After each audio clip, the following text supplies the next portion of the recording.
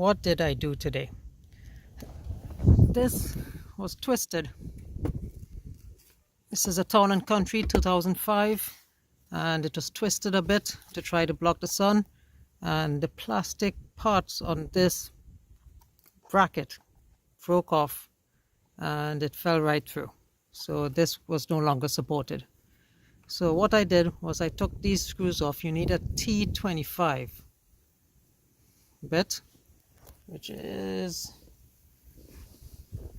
this one, T25, and I took it off and I put these washers in and I tighten it back up. This saves me having to go to the junkyard to find one, and who knows, it may be just as brittle as this one.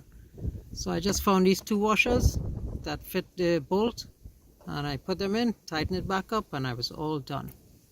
So this is what you got to do when you have an old vehicle. Just try to adapt to make it work.